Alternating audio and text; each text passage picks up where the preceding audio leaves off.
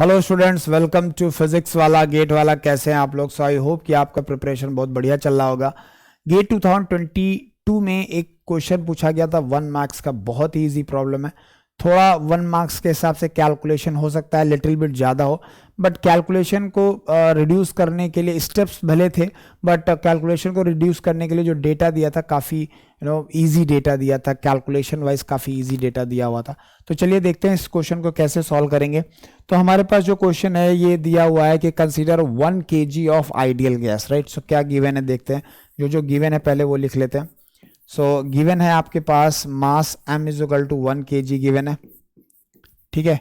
मास 1 kg की ideal gas है, 1 बार है 3। तो इनिशियल में कितने में 1 बार पे, यानी P1 का वैल्यू आपका 1 बार है और T1 का वैल्यू आपका 300 केल्विन है, ठीक है। नेक्स्ट बोल रहा है कि कंसीडर रिजिड अब रिजिड कंटेनर का मतलब होता है वॉल्यूम इसका कांस्टेंट होने वाला है। रिजिड कंटेनर का मतलब क्या है? वॉल्यूम इसका कांस्टेंट होने वाला है।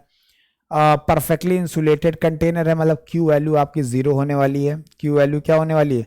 0 होने वाली है।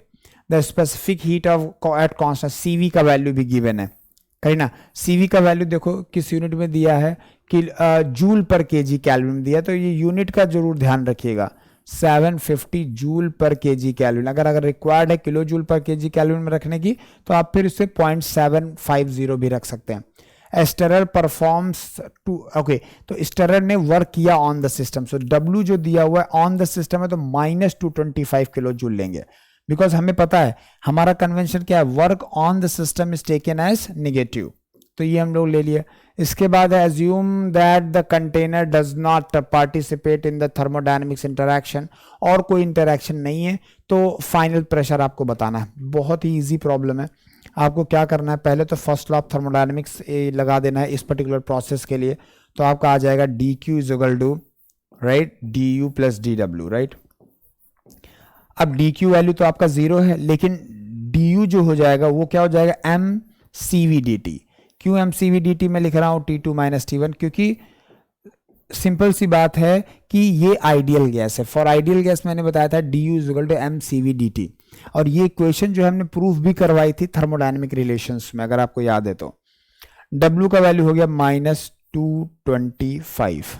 अब यहां से आप T2 का वैल्यू निकाल सकते हो, तो 2 या 225 को इस साइड ले लेते हैं, तो M की वैल्यू हो गई 1, CV का वैल्यू हो गया, एक काम करते हैं, ये 225 किलो जूल में है तो इसको भी आपको किलो जूल में रखना पड़ेगा, तो इसको 0.750 रख लेते हैं, और इंटू T2 माइनस 300 हो जाएगा, इज इक्वल टू 225 हो जाएगा।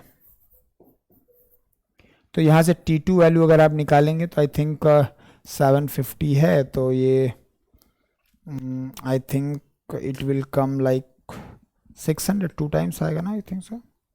एक बार कैलकुलेट कर लेंगे इसको। सो हमें दिया हुआ है T2 निकालना है, तो 225 डिवाइडेड बाय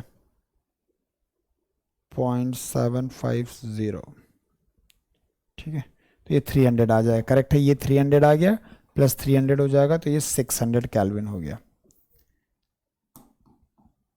ये 600 केल्विन हो गया, ठीक है। तो T2 का वैल्यू आ गया, लेकिन हमें निकालना T2 नहीं है, हमें प्रेशर निकालना है। हमें क्या निकालना है? प्रेशर निकालना है, राइट, वो भी बार में। तो अब वॉल्यूम जब कांस्टेंट होता है आइडियल गैस के केस में, ध्यान दीजिएगा, अगर वॉल्यूम आपका कांस्टेंट है आइडियल गैस के केस में, तो क्या इक्वेशन बन के आती है? P2 by P1 is equal to T2 by T1। यहाँ पे T2 और T1 का वैल्यू कैल्विन में रखना होता है, और कैल्विन में दिया हुआ है, बहुत सिंपल वैल्यूज दी हुई है।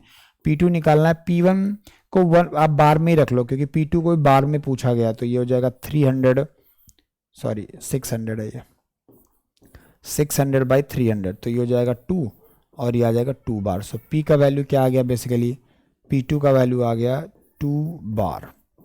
Is it clear? सबको ये चीज़ क्लियर ही हो गया, आई होप सो, ठीक है। तो ये आपका डेटा हो गया P2। सो ये हमारा वैल्यू हो गया, क्लियर है। तो हमारे यहाँ पे हम लोग लिख सकते हैं 2 बार, क्या लिख सकते हैं? 2 बार। तो आंसर हमारा आ जाएगा 2 बार। क्लियर है? बहुत सिंपल प्रॉब्लम था, बट वही है, थोड़ा मल्टीपल स्टेप्स थे। Thank you very much.